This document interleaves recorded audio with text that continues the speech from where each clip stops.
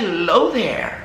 Let's go back now to Miss Vietnam. She has transformed magically from 3 months ago when I first talked about her.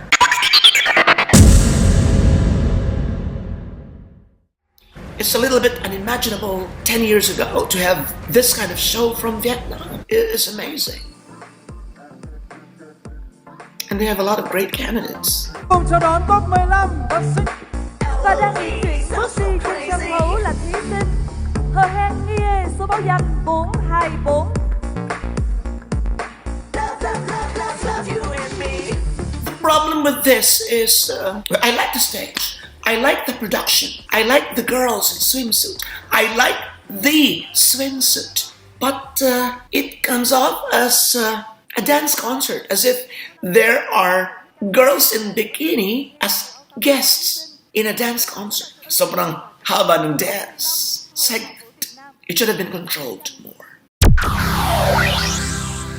Miss Vietnam is very confident.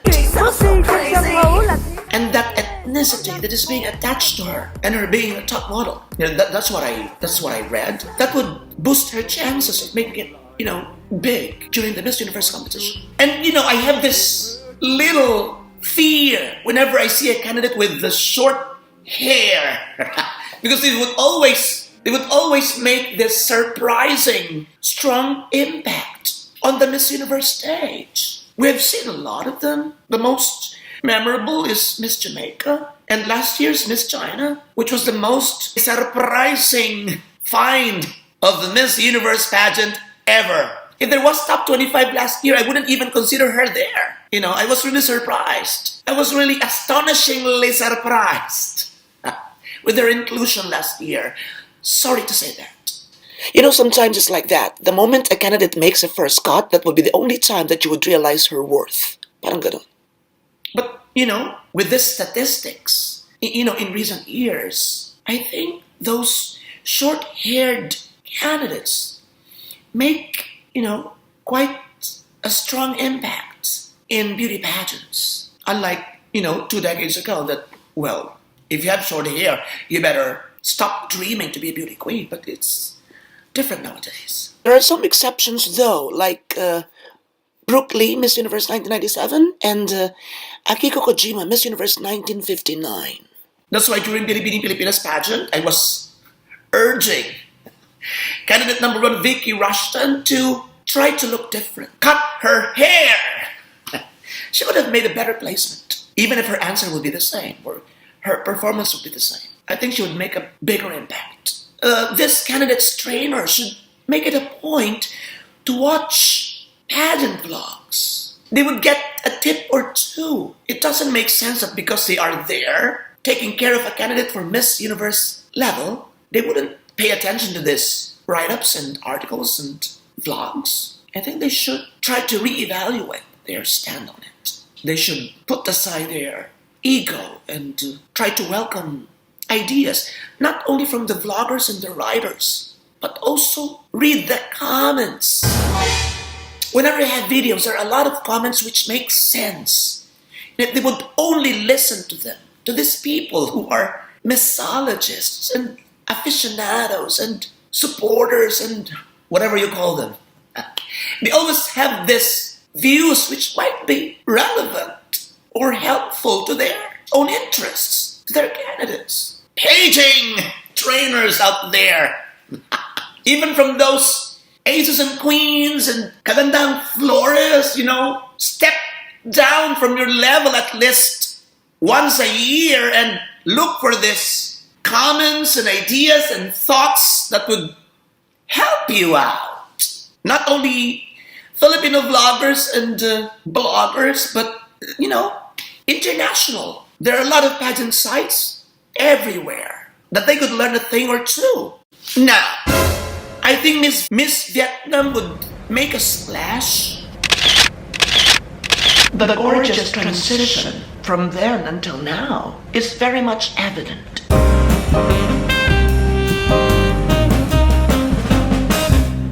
I do believe that hair had something to do with it, but still, she really has this enigmatic, attractive look that makes her a little bit stronger than the previous representatives of Vietnam.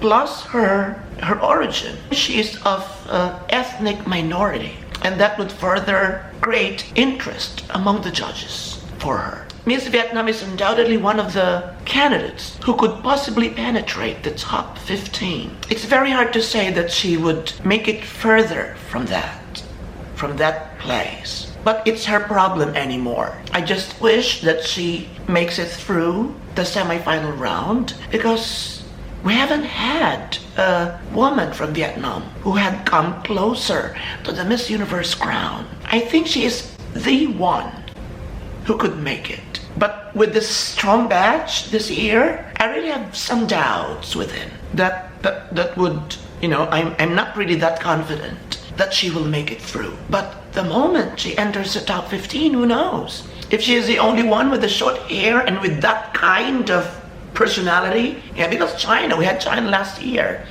I was surprised with China's entry. But I had already something in my mind that she looks different from the rest. Look at the hair. She looks like a model. And that made her stand out, most probably, in the eyes of the judges. That's why she made it through.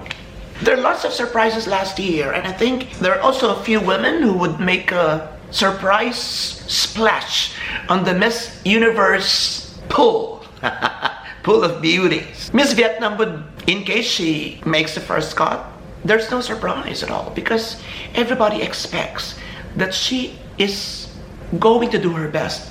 Aside from the fact that everybody thinks that she is gorgeous, fashionable, she looks glamorous. But that's what I've been saying all this time. It's still interesting to see her being sandwiched by, for example, Miss USA and Miss Philippines, or Miss Mexico and Brazil. That would only be the time that we will say, wow, she is strong.